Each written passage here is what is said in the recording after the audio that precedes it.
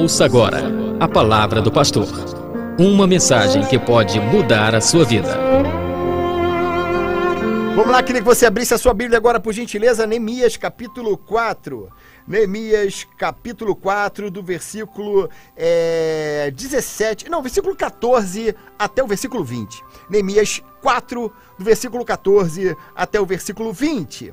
E a palavra diz assim: fiz uma rápida inspeção, imediatamente disse aos nobres, aos oficiais e ao restante do povo: não tenham medo deles. Lembrem-se de que o Senhor é grande e temível, e lutem por seus irmãos, por seus filhos e por suas filhas, por suas mulheres e por suas casas. Quando os nossos inimigos descobriram que sabíamos de tudo e que Deus tinha frustrado a nossa trama, todos nós voltamos para o muro, cada um para o seu trabalho.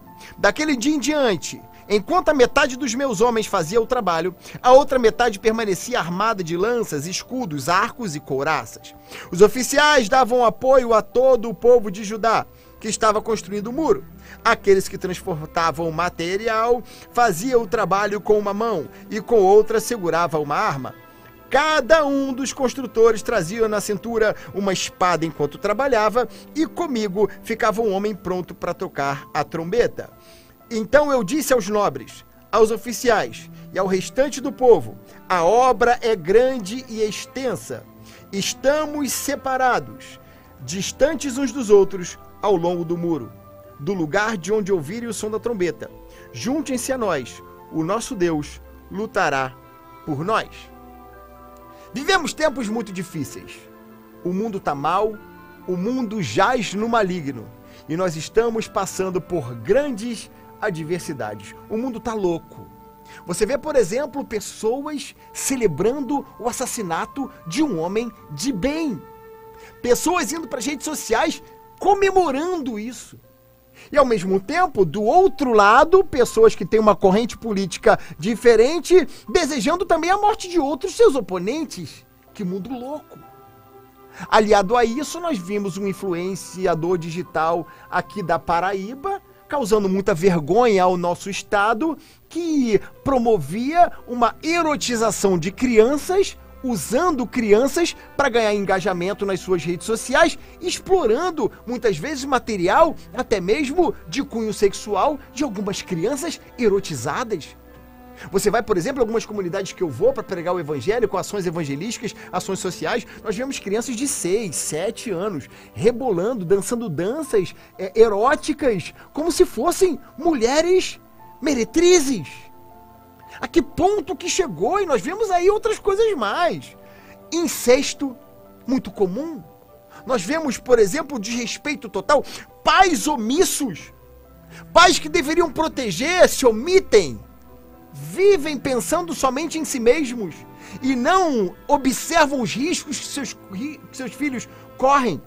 Deixa seus filhos sendo criados pelas redes sociais, expostos a uma série de mazelas onde eles não têm maturidade para discernir o que é certo e o que é errado, e muitos pais omissos acham isso totalmente normal. Nós vivemos também no meio de um sistema completamente podre, mídia, moda, conglomerados de notícia, todos eles ditando regras, comportamentos, apontando para uma direção que é totalmente oposta aos princípios e valores que nós defendemos. O mundo jaz no maligno. O mundo está completamente perdido. Mas até aí está tudo normal. Até aí faz parte do jogo. Até aí, já que o mundo jaz no maligno e o príncipe deste mundo é o inimigo, tudo bem. Ele está fazendo aquilo que ele de fato garantiu e prometeu que faria. O grande problema é que a igreja está sendo contaminada. A igreja está sendo bombardeada. A igreja que deveria ser a reserva moral e espiritual de uma sociedade falida, que deveria brilhar em meio às trevas, que deveria se opor com relação a esse sistema maligno, nós vemos uma igreja completamente se deixando levar pelo ambiente. Nós vemos claramente crescente índices de violência doméstica dentro da igreja. Nós vemos, por exemplo, dentro da própria igreja, eu separei aqui alguns índices, por exemplo, importantes, como índice de divórcio, envolvendo também nossos pastores. Pessoas que, claro, há casos e casos, mas às vezes por motivo fútil. Nós vemos homossexualidade, escândalos financeiros, escândalos sexuais. A igreja deveria ser a reserva moral, imaculada, santa, irrepreensível. Nós vemos uma igreja manchada, contaminada, influenciada pelo mundo, cada vez salgando menos, brilhando menos, sendo igual. Nós precisamos ter uma convicção. Nós estamos em guerra. Nós estamos em guerra e parece que estamos perdendo. O problema não é a igreja de Cristo, porque ela sempre vai vencer. Mas aqueles que fazem parte da igreja de Cristo estão se corrompendo, se manchando, se envolvendo, negociando seus princípios e valores. E por isso o inimigo avança no seu território. Mas há uma promessa que o Senhor Jesus nos deu, de que as portas do inferno não prevalecerão contra a igreja do Senhor. Por isso, nós que somos a igreja do Senhor, devemos arvorar nossa bandeira e levantar as nossas armas espirituais para combater nesse plano espiritual. Nós vemos aqui, voltando aqui para o texto de Neemias, nós vemos que Neemias estava trabalhando na reconstrução de muros. Enquanto ele trabalhava, o inimigo atacava. Enquanto ele trabalhava, o inimigo se levantava para destruí-los de diversas maneiras. Usando o poder da influência, usando más notícias, tentando colocar para baixo, tentando criar situações de objeção e adversidade, ameaças, fazendo de tudo para parar, fazendo de tudo para calar, tentando fazer com que Neemias não seguisse no seu projeto de reconstrução dos muros. Mas nós vimos que Neemias se levantou. Neemias não retrocedeu. Neemias não se deixou levar pelas ameaças. Neemias simplesmente permaneceu. E ele lembra, ele fala assim, olha, não se deixe levar pelo que você está ameaçando. Não se deixe levar pelas ameaças que você está levando. Faz o seguinte, lembrem-se o quão grande e temível é o nosso Deus, porque Ele pelejará por nós. Entendeu? Por isso que nós, como igreja, não podemos recuar. Não podemos negociar, não podemos retroceder. Ah, mas é perigoso. E daí? Nossos irmãos lá da igreja primitiva, eles morreram, foram assassinados. Ao longo ao redor do mundo, muitos dos nossos irmãos são presos, torturados, decapitados, mortos por amar a Cristo. O nosso Senhor Jesus morreu na cruz do Calvário, mas a nossa esperança não está nessa vida. Como disse o apóstolo Paulo, isso aqui é leve e momentânea tribulação, que não se compara com estar preparado para a sua igreja. Mas enquanto Jesus não vem, devemos fazer como Neemias, lutar em nome do Senhor dos Exércitos. Vamos lá! Primeira coisa, o que eu preciso fazer diante dessa guerra? Que a igreja está sendo bombardeada. Outra coisa aqui, ó, vale aqui. Nossos filhos, nós criamos na igreja, educamos na igreja, não medimos esforços dos nossos filhos para dar uma educação, uma escola boa, cobramos para que eles estudem, para que eles sejam bem-sucedidos na vida financeira, acadêmica. Aí eles fazem a prova do Enem e passam para a faculdade. A Bíblia, a história diz, aqui a estatística diz, 75%, olha só a página, 75% dos jovens crentes, quando chegam nas universidades, eles se desviam. 75%. Todo o trabalho que você fez, todo o esforço que você fez para perder seus filhos por professores endemoniados, doentes, cegos em suas ideologias, que desconstroem valores, princípios sobre família, sobre fé, sobre Deus, sobre criação, sobre tudo aquilo que a gente crê. Por que isso está acontecendo? E você está de bobeira? Acha isso normal? Ah, meu filho se perdeu, minha filha se perdeu, meu casamento se perdeu. Não! Nós precisamos lutar. E a palavra de ordem nessa manhã é: lutemos por nossas famílias. Eu não vou aceitar perder os meus filhos para o inferno. Eu não vou aceitar perder a minha família para o inimigo. Eu não aceito perder essa guerra, porque é o Senhor que lutará por nós. Mas precisamos encontrar as ferramentas certas. E isso que ele está fazendo aqui. A primeira delas qual é? O que Neemias fez? Teve a consciência de que o ataque era real. Olha o que diz o versículo 8. Todos juntos planejaram atacar Jerusalém e causar confusão. E aqui diz ainda no versículo 10. E os nossos inimigos diziam: antes que descubram qualquer coisa ou nos vejam, estaremos bem ali no meio deles. Vamos matá-los e acabar com o trabalho deles. Os judeus que moravam perto deles 10 vezes nos preveniram. Para onde quer que vocês se virarem, saibam que seremos atacados de todos os lados. Primeira coisa, consciência de que o ataque é real. Não adianta fingir que não é contigo, que o ataque não existe. Ele existe sim e você precisa reconhecer. Você está sob ataque. A tua família está sob ataque. Os desenhos, os filmes, as séries, as amizades, o ambiente, as músicas. Tudo isso, o inimigo não brinca. Ele quer regimentar nossas crianças, quer arrebatar nossas crianças, suas mentes. Primeiro, aprisionando suas mentes. Viciados, dominados por certas práticas aparentemente sem nenhum perigo. Redes sociais, jogos, séries que dominam, aprisionam e corrompem, destroem princípios e valores. Você está numa série infantil, de herói. No meio da série, um beijo gay. Pra quê? Qual o objetivo se não normalizar aquilo que não é? Nós vemos o inimigo sutilmente plantou uma semente. No coração do teu filho que é inocente, puro, nunca viu isso. De repente, plantou uma semente. Daqui a pouco, uma outra semente. Uma outra semente. E você, fingindo que nada está acontecendo, está de brincadeira. O ataque é real, o inimigo quer destruir tua casa, quer destruir teu filho, quer destruir teu casamento. E o que você tem feito para proteger sua família, para proteger sua casa? E a primeira atitude que você deve fazer, reconhecer que isso é real. Imagina, se você souber que na tua região, da tua casa, por exemplo, no teu bairro, tem um monte de bandido perambulando, ameaçando as casas. O que você vai fazer? Primeira coisa, você vai se proteger. Você vai o quê? Trancar as portas, você vai ver se está tudo bem vedado, bem protegido, bem trancado, vai estar preparado, se tiver um pedaço de pau você vai pegar uma faca, sei lá, você vai proteger sua família, não é? Então, mas o primeiro conceito é você saber, reconhecer que existe uma ameaça, porque senão você vai ficar vulnerável, você vai permitir que o inimigo entre, quando você perceber, já era. Então, primeira coisa, reconheça que o ataque é real. Segunda coisa, repare os muros. Muros servem para proteger. Muros determinam limites. Limites e causam separação entre o que está dentro e o que está fora. Olha só, Neemias estava numa clara missão de reconstruir os muros de Jerusalém.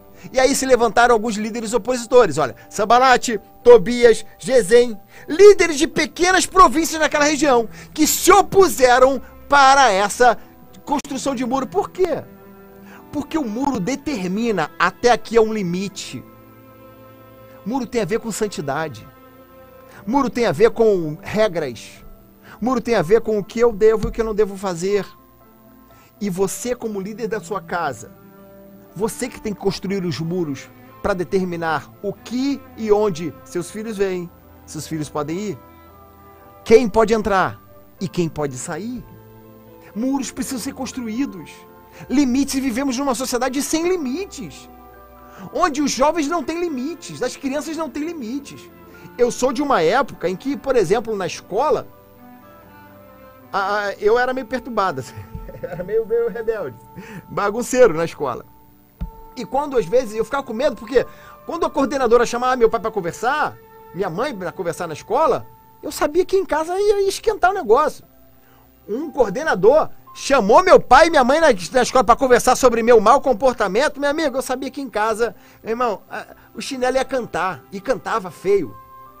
Só que hoje é o seguinte, quando a escola chama o pai ou a mãe, dizendo que o filho é rebelde, sabe o que a mãe e o pai faz? Briga com a escola. Ah, esse professor tá perseguindo meu filho. Essa escola tá perseguindo meu filho. Ai, coitadinho do meu filho. Coitadinho da minha filha. Uma inversão de valores. Meu filho, teu filho não é bonzinho, não. Coloque limites, imponha limites, respeito. Respeito a autoridades, respeito a normas, respeito a regras. Isso é fundamental. O problema é que hoje, nas famílias, não tem limites. Eu tenho 3 filhos, barbados, maiores que eu. 3 homens, um com 20, um com 21 e um com 22. 10 horas da noite, todo dia. A regra é, em casa. Tá em casa os 3. Moram comigo, quem manda sou eu. A casa é minha, quem bota o limite sou eu. Beleza? É simples assim. Lá em casa não tem conversa. Eu sou o dono da casa, eu sou a autoridade na minha casa e quem manda na casa sou eu. 10 horas na minha casa, é assim que funciona.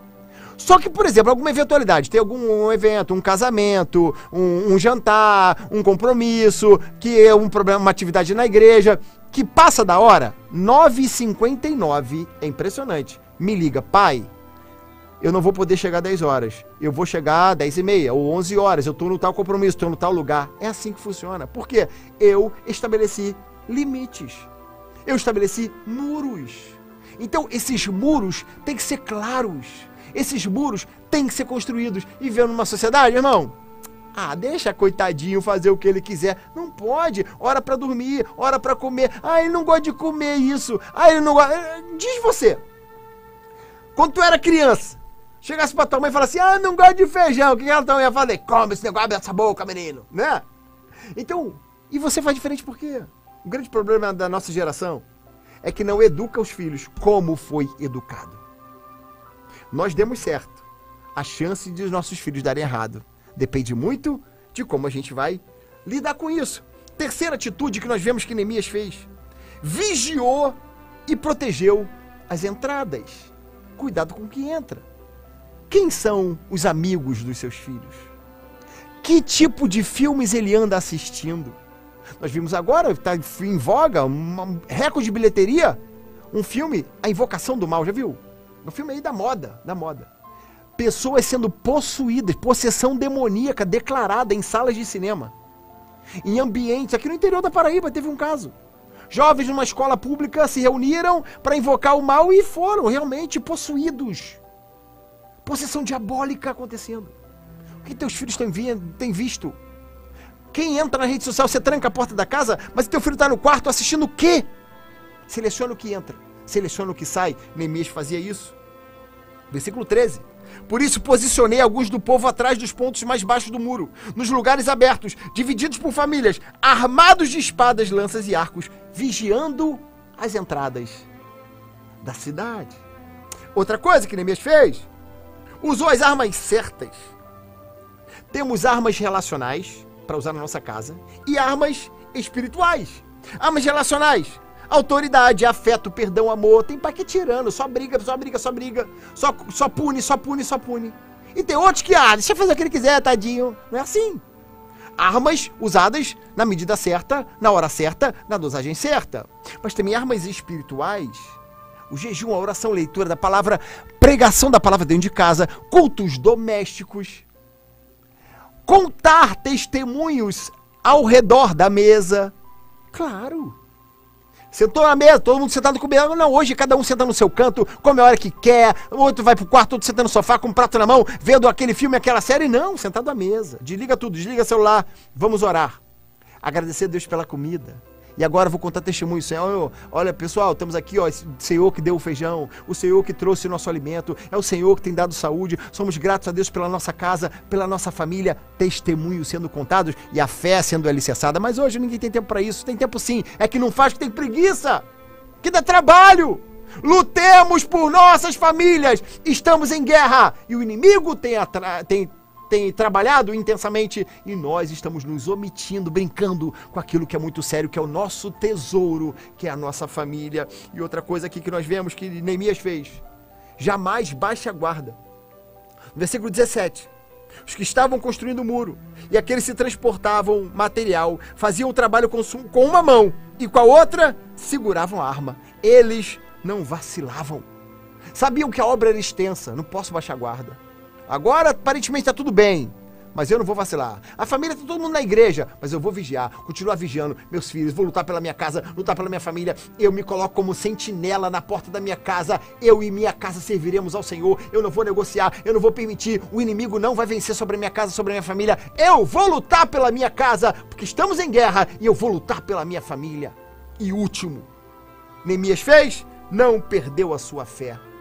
Vai ter hora que as suas armas não serão suficientes. Suas armas relacionais, você vai amar, você vai impor limites, você vai corrigir, você vai perdoar, você vai demonstrar afeto, beleza. Você vai orar, você vai jejuar, mas o seguinte, nunca perca a sua fé, porque Neemias tinha uma consciência que grande e temível era o Senhor e que Ele lutaria por eles. Eu quero dizer para você o seguinte, quando as suas forças forem embora, quando você pensar que tudo que você fez não foi suficiente, talvez hoje a evidência é teu marido viciado, teus filhos na prostituição, não querem saber de Deus e às vezes blasfemam contra a fé e contra o próprio Deus. Você fez de tudo, você está fazendo de tudo, mas eu digo, não desista, continue lutando, mas não perca a sua fé. Sabe por quê?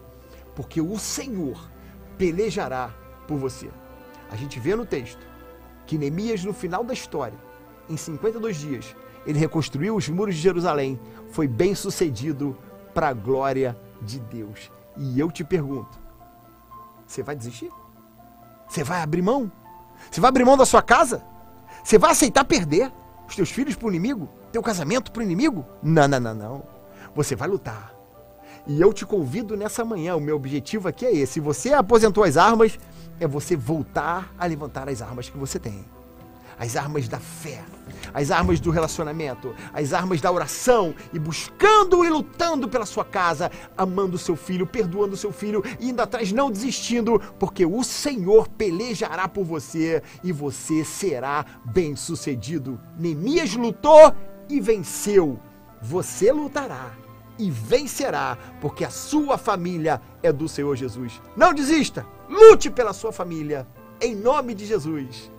Amém! E você que está nos acompanhando também no nosso canal no YouTube, bênção demais, muito obrigado por estar conosco até agora. Você pode se inscrever no canal, compartilhar essa mensagem com outras pessoas e que Deus abençoe grandemente a sua vida. Se inscreva no canal, Pastor Paulo Marcos. Bênção demais, Deus abençoe, beijo grande, fiquem na paz.